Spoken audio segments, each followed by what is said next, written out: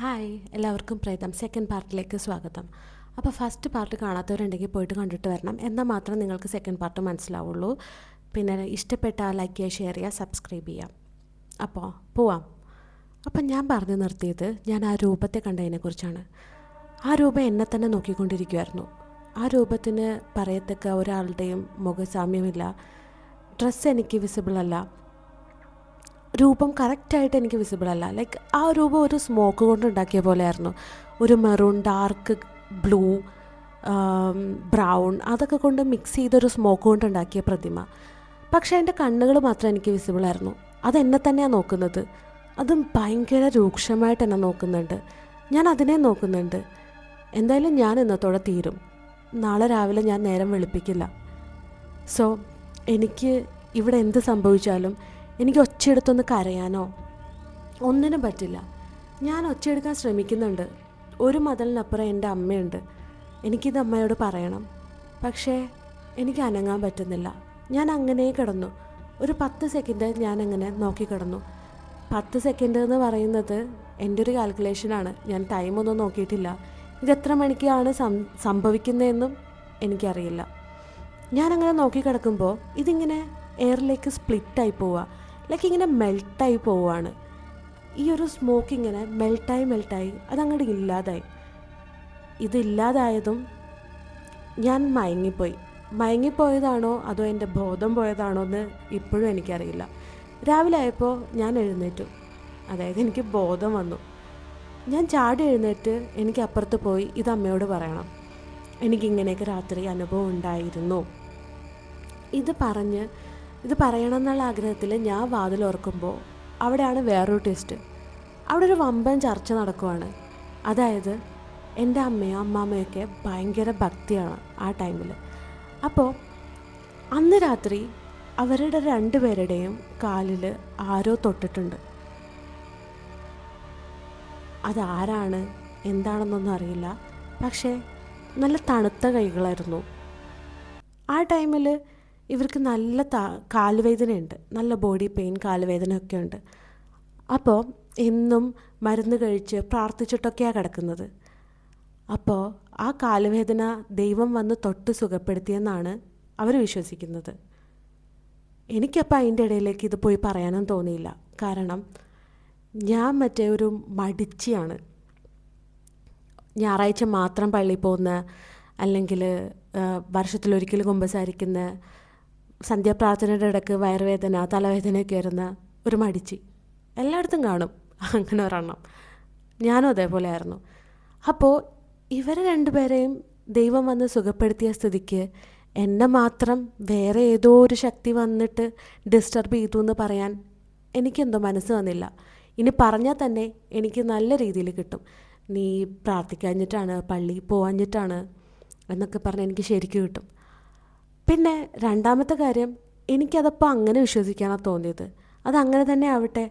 ഇത് ദൈവമല്ലാതെ വേറെ ഏതോ ഒരു ശക്തി വന്നു എന്ന് എൻ്റെ മനസ്സിനെ വിശ്വസിപ്പിക്കാൻ എനിക്ക് തോന്നിയില്ല. സോ ഞാനത് ആരോടും പറഞ്ഞില്ല. അന്ന് വൈകുന്നേരം പക്ഷേ ക്ലാസ് കഴിഞ്ഞ് വന്ന് ഞാൻ എടപ്പള്ളി പള്ളിയിൽ പോയി പ്രാർത്ഥിച്ച് മെഴുകുതിരിയൊക്കെ കത്തിച്ച് തിരിച്ചു വന്നു. അങ്ങനെ ദിവസങ്ങൾ പോയിക്കൊണ്ടിരിക്കുകയാണ്. അപ്പോൾ പലർക്കും പല അനുഭവങ്ങൾ ഉണ്ടാവുന്നുണ്ട്. ലൈക്ക് നമ്മളിപ്പോൾ ഒരു റൂമിൽ നിൽക്കുമ്പോൾ ഒരു റൂമിൽ നിന്ന് മറ്റൊരു റൂമിലേക്ക് ആരോ ഓടിപ്പോകുന്ന പോലെ, എന്തോ ഓടിപ്പോകുന്ന പോലെ. പിന്നെ കിച്ചണിൽ നിൽക്കുമ്പോഴാണെങ്കിലും ഒക്കെ അങ്ങനെ ഫീൽ ചെയ്യുന്നുണ്ട്. ഞങ്ങളിതിനെക്കുറിച്ച് ചെറിയ രീതിയിലുള്ള ചർച്ചകളൊക്കെ നടക്കുന്നുണ്ട്. പക്ഷേ ഒന്നും അങ്ങ് ക്ലിയർ ആവുന്നില്ല. അങ്ങനെ ഒരു ദിവസം ഞാനും ആൻറ്റിയും എൻ്റെ അനിയനും കൂടെ താഴെ ഇരിക്കുക. താഴത്തെ ആൻറ്റിയുടെ ഹാളിലിരുന്ന് ഇങ്ങനെ എന്തോ സംസാരിക്കുന്നതിൻ്റെ ഇടയ്ക്ക് ആൻറ്റി എന്നോട് പെട്ടെന്ന് ചോദിച്ചു, എടി നീ എന്തിനാ എപ്പോഴും ഈ നെയിൽ പോളിഷിൻ്റെ ബോട്ടിലെടുത്ത് താഴെ ഇടുന്നത്? അന്നാണെങ്കിൽ എനിക്ക് കുറേ നെയിൽ പോളിഷ് ഉണ്ട്. ഞാനിങ്ങനെ സൂക്ഷിച്ച് വെച്ചിരിക്കുന്ന പൊന്നുപോലെ. ഇതിലൊരെണ്ണം പോലും ഞാനെടുത്ത് താഴെ വിടാൻ ഒരു ചാൻസും ഇല്ല. അപ്പോൾ ആൻറ്റീനോട് ഞാൻ പറഞ്ഞു, ഞാനൊരിക്കലും അങ്ങനെ ചെയ്തിട്ടില്ല. അപ്പോൾ ആൻറ്റി പിന്നെയും പറഞ്ഞു, പിന്നെ ഞാൻ എപ്പോഴും കേൾക്കുന്നുണ്ടല്ലോ ആ സൗണ്ട്, നീ എപ്പോഴും താഴെ ഇടാറുണ്ട്. അങ്ങനെ പറഞ്ഞുകൊണ്ടിരിക്കലും മേളിൽ നിന്ന് ഒരു സൗണ്ട് കേട്ടു. എനിക്കത് തോന്നുന്നത്, ഫീൽ ചെയ്യുന്നത്, ഒരു കച്ചിയില്ലേ, കച്ചിയൊക്കെ എടുത്ത് താഴെ ടൈലിങ്ങനെ ഇടുമ്പോൾ അതിങ്ങനെ ബൗൺസ് ചെയ്ത് പോകത്തില്ലേ, ആ ഒരു ഫീലാണ് എനിക്ക് ഫീൽ ചെയ്യുന്നത്. പക്ഷേ ആൻറ്റിക്ക് ഫീൽ ചെയ്യുന്നത് എൻ്റെ നെയിൽ പോളിഷിൻ്റെ കുപ്പിയിലെ നമ്മുടെ പണ്ടത്തെ ഡാസ്ലറിൻ്റെ ആ ഉരുണ്ട കുപ്പി, ആ കുപ്പി താഴെ ഇടുന്നതായിട്ടാണ്. ഞങ്ങളിങ്ങനെ ഒരുമിച്ച് കേട്ടതും മേളിലേക്ക് നോക്കി. അപ്പോഴാണ് ചിന്തിച്ചത്, മേളിൽ ആരും ഇല്ലാത്തതുകൊണ്ടാണ് ഞാനിവിടെ താഴെ വന്നിരിക്കുന്നത്. അപ്പോൾ പിന്നെ ആ സൗണ്ട് എന്തായിരിക്കും? ഇത് കുറേ ദിവസമായിട്ട് ഇത് കേൾക്കുന്നുണ്ട്. പക്ഷേ ഞാൻ വിചാരിക്കുന്നത് താഴെ അനിയൻ, അവൻ്റെ കയ്യിൽ കച്ചികളുണ്ട്, അതുകൊണ്ട് കളിക്കുന്നതാണെന്നാ. അതുകൊണ്ട് ഞാനതങ്ങനെ മൈൻഡ് ചെയ്തില്ല. പക്ഷെ അപ്പോഴും ഞാൻ ഓർക്കുന്നില്ല ഇവനിത് താഴെ ഇട്ട് കളിക്കുമ്പോൾ മേളിൽ കേൾക്കേണ്ട ആവശ്യമില്ല എന്ന്. ആൻറ്റി വിചാരിക്കുന്നത് ഞാൻ നെയിൽ പോളിഷിൻ്റെ ബോട്ടിൽ ഡെയിലി താഴെ ഇടുന്നുണ്ടെന്നാ. ഇത് 1 നേരമല്ല, 2 നേരമല്ല, 3 നേരമല്ല, ഒരുപാട് തവണ കേൾക്കുന്നുണ്ട്. പക്ഷെ ആൻറ്റി അപ്പോഴും ചിന്തിക്കുന്നില്ല ഞാനൊരിക്കലും ഇത് താഴെ ഇടില്ല എന്ന്. അന്നാണ് ഞങ്ങൾക്ക് ഇത് വേറെ എന്തോ ഒരു മിസ്റ്ററി ഫീൽ ചെയ്ത്. അങ്ങനെ ഈ പോകുന്നതും തോണ്ടുന്നതും ഓക്കെ ആയി. പക്ഷേ ഈ ഒരു സൗണ്ട് എവിടെ നിന്നാണ്, അത് ഞങ്ങൾക്ക് കണ്ടുപിടിക്കണം. അങ്ങനെ ഞങ്ങൾ അന്ന് അവിടെ ഇരുന്ന് ആലോചിച്ചപ്പോഴാണ് ടേബിളിലിരിക്കുന്ന ഒരു ബൗള് ഞങ്ങളുടെ ശ്രദ്ധയിൽപ്പെട്ടത്. ആ ബൗളിൽ നിറയെ നമ്മളുടെ അക്വേറിയത്തിലിടുന്ന കളർ കല്ലുകളില്ലേ, വൈറ്റ് കല്ല് പെയിൻ്റ് അടിച്ചിട്ടെന്തോ അതിങ്ങനെ നല്ല കളറ്, ബ്ലൂ, ഗ്രീൻ, റെഡൊക്കെ കളറ്, ആ കല്ലുകളാണ് ആ ബൗളിലിരിക്കുന്നത്. ഈ കല്ലുകളുടെ ബാക്കിലൊരു കഥയുണ്ട്. അത് എനിക്കിവിടെ പറഞ്ഞാൽ എന്താവുമെന്നറിയില്ല, എന്നാലും പറയാം. ആ ഇടയ്ക്ക് എൻ്റെ അപ്പാപ്പ മരിച്ചിട്ടൊരു 40 ദിവസം തികഞ്ഞിട്ടില്ല.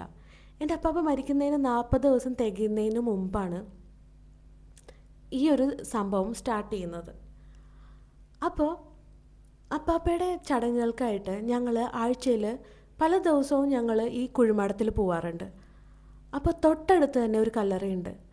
അന്ന് ഇത്രയും ഇപ്പോഴത്തെ കല്ലറകൾ പോലെ എല്ലാ കല്ലറകളും ഭയങ്കര ഒരു ഗ്രാൻഡായിട്ട് ഭയങ്കര ക്രിയേറ്റീവായിട്ടൊന്നും ചെയ്യുന്ന ടൈമല്ല. പക്ഷേ ഈ കല്ലറയിൽ മാത്രം നിറയെ കളർഫുള്ള് കല്ലുകൾ ഇട്ടേക്കുന്നു.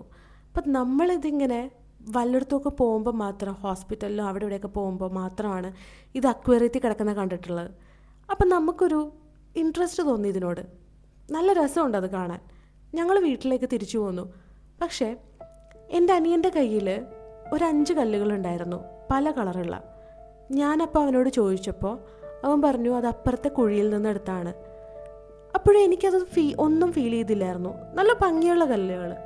ഒന്നാമത്തെ അത് ചിമിത്തേരിയാണ്, പള്ളിയല്ലേ, അങ്ങനെ ഒരു പ്രശ്നം വരാൻ വഴിയില്ല.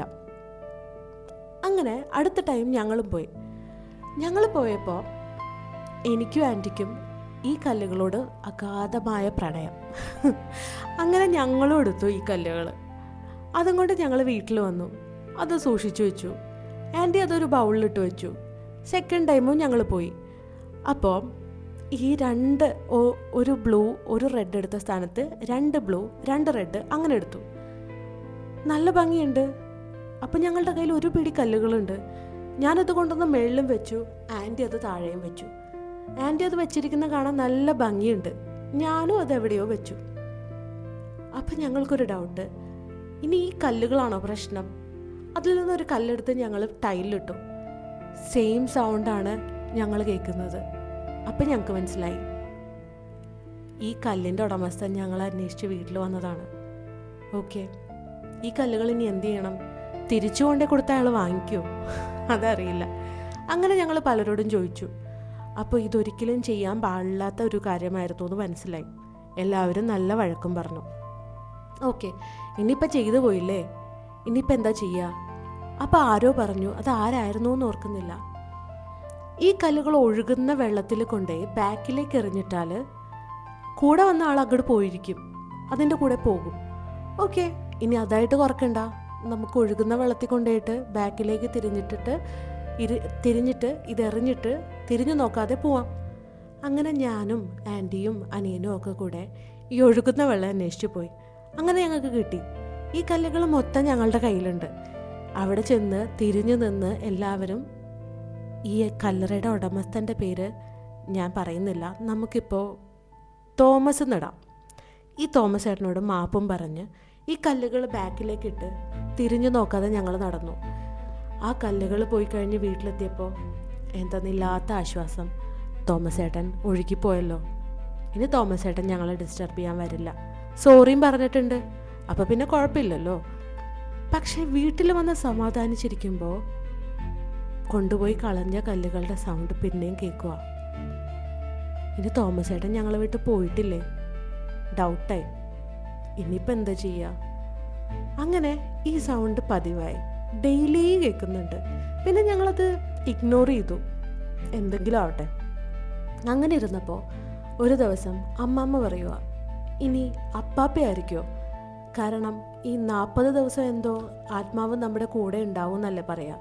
അത് കഴിഞ്ഞിട്ടാണത്രേ ഇതിന് മോക്ഷം കിട്ടി പോവുക. ഓക്കെ, അങ്ങനെയാണെങ്കിൽ അപ്പാപ്പ നമ്മളെ പേടിപ്പിക്കുമോ? ഇനിയിപ്പോൾ ദൈവമാണെങ്കിലും ദൈവം നമ്മളെ പേടിപ്പിക്കുമോ? ഇത് കാണുമ്പോൾ ഞങ്ങൾ ഞെട്ടുന്നതല്ലാതെ ഞങ്ങൾക്കിതിനോട് സ്നേഹമൊന്നും തോന്നുന്നില്ല. അങ്ങനെ അപ്പാപ്പ വന്ന് പേടിപ്പിക്കാൻ വഴി ഉള്ളതായിട്ട് എനിക്കും ഫീൽ ചെയ്യുന്നില്ല. ഞാനത് പറയുകയും ചെയ്തു. പക്ഷെ അവർക്കെന്തോ അങ്ങനെ വിശ്വസിക്കാൻ തോന്നിയെന്ന് തോന്നുന്നു. അങ്ങനെ ഒരു ദിവസം ഞാൻ ഒറ്റയ്ക്ക് മേളിൽ എൻ്റെ റൂമിൽ കിടന്നുറങ്ങുക. അതായത് ഒരു ഉച്ച ടൈമാണ്, ഒരു 3:15 ആയി കാണും. ഞാൻ ചരിഞ്ഞ് കിടന്നുറങ്ങുന്നത്. ഞാനിതേപോലെ ഒരു ടീഷർട്ടും ഒരു പാൻറ്റുമാണ് ഇട്ടിരിക്കുന്നത്. എൻ്റെ ഹിപ്പിൻ്റെ സൈഡിൽ നിന്ന് ടീഷർട്ട് കുറച്ച് കയറിയിരിപ്പുണ്ട്. ഞാനിങ്ങനെ നട്ടുച്ചയ്ക്ക് കിടന്നുറങ്ങുമ്പോൾ 2 പ്രാവശ്യം എൻ്റെ ആ ടീഷർട്ട് മാറിക്കിടക്കുന്ന സ്ഥലത്ത് ആരോ തോണ്ടി. അതും തണുത്ത കൈകൾ. അന്നാണ് ആദ്യമായിട്ട് എന്നെ തോണ്ടുന്നത്. ഇങ്ങനെ തോണ്ടി വിളിച്ചു. ഞാൻ ചാടി എഴുന്നേറ്റപ്പോൾ തന്നെ എനിക്ക് മനസ്സിലായി, ഇത് അദ്ദേഹമാണ്. ആരാണെന്നറിയില്ല, എന്നാലും നമ്മൾ ഉദ്ദേശിക്കുന്ന ആൾ തന്നെ. അങ്ങനെ എനിക്ക് ദേഷ്യമായി. ഞാൻ അവിടെ ചാടിയിരുന്ന് കുറേ നേരം ആലോചിച്ചു, ഇനിയിപ്പോൾ ഇതിന് എന്താ ചെയ്യുക. പിന്നെ ഇടയ്ക്കിടയ്ക്ക് ഇതിനെക്കുറിച്ച് ചർച്ച ചെയ്യുന്നുണ്ട്. ഈ തോമസ് ഏട്ടനാണെങ്കിലും തോമസ് ഏട്ടൻ നമ്മളെ വിട്ട് പോകുന്നില്ല. ഇനി പപ്പാപ്പയാണോ അറിയില്ല, ഇനിയിപ്പോൾ ദൈവമായിരിക്കുമോ അറിയില്ല. അങ്ങനെ സമാധാനിച്ച് കുറച്ച് ദിവസങ്ങളിൽ പോയിക്കൊണ്ടിരിക്കുക. പക്ഷേ ഈ വീട്ടിൽ താമസിക്കുന്ന എല്ലാവർക്കും ഭയങ്കര തലവേദന. എനിക്ക് ഓൾറെഡി മൈഗ്രെയിൻ ഉണ്ട്. പക്ഷേ അത് ആഴ്ചയിലൊരിക്കലോ മാസത്തിലൊരിക്കലോ ഒക്കെ വരുന്നതാണ്. പക്ഷേ ഇതെനിക്ക് ഡെയിലി മൈഗ്രെയിൻ അടിക്കുന്നുണ്ട്. എന്ത് ചെയ്തിട്ടും ഒരു രക്ഷയില്ല. ഒരിക്കലും തലവേദന വരാത്ത എൻ്റെ അമ്മക്ക് ഇവിടെ വന്നപ്പോൾ തൊട്ട് തലവേദനയാണ്. ആൻറ്റിക്കും 2ൽ പഠിക്കുന്ന എൻ്റെ അനിയനും തലവേദനയാണ്. ഒരു രീതിയിലും നമുക്ക് ഒരു സുഖമില്ല ആ വീട്ടിൽ നിൽക്കുമ്പോൾ. ഇനിയിപ്പോൾ മാറാൻ നോക്കിയിട്ടാണെങ്കിൽ അതും പറ്റുന്നില്ല. അങ്ങനെ ഒരു ദിവസം, പക്ഷേ ഈ എൻ്റെ അനിയൻ്റെ അടുത്ത് ഇതിനെക്കുറിച്ച് കൂടുതലായിട്ട് ഞങ്ങൾ ഒന്നും സംസാരിച്ചിട്ടില്ല. ലൈക്ക് അവൻ പറയുമ്പോഴൊക്കെ നമ്മൾ അവനെ സമാധാനിപ്പിക്കും, ഇതങ്ങനെയല്ലടാ, ഇത് വേറെ എന്തോ ആണ്, അങ്ങനെ നീ സ്വപ്നം കണ്ടതാണെന്നൊക്കെ. ഒരു ദിവസം ഞങ്ങളിങ്ങനെ നോർമലായിട്ടിരുന്ന് സംസാരിക്കുവാണ്. അപ്പോൾ പെട്ടെന്ന് ഇവനിങ്ങനെ ഓടി വന്നിട്ട് പറയുവാണ്, അമ്മേ, എൻ്റെ ആൻറ്റിയോടാ പറയുന്നത്, അമ്മ ഇന്നലെ കിടന്നുറങ്ങിയപ്പോൾ അമ്മയുടെ തലയുടെ മേളിൽ ഒരു പൊക്കം കുറഞ്ഞിട്ടൊരാൾ, ഒരു കസേര, അവിടെ ഒരു കസേരയുണ്ട്, ആ കസേരയുടെ അടിയിൽ ഒരു പൊക്കം കുറഞ്ഞിട്ടൊരാൾ അമ്മയെ നോക്കിക്കൊണ്ട് നിൽപ്പുണ്ടായിരുന്നു. അപ്പോൾ ഞങ്ങൾക്ക് മനസ്സിലായി, ഇത് തോമസ് ഏട്ടനല്ല.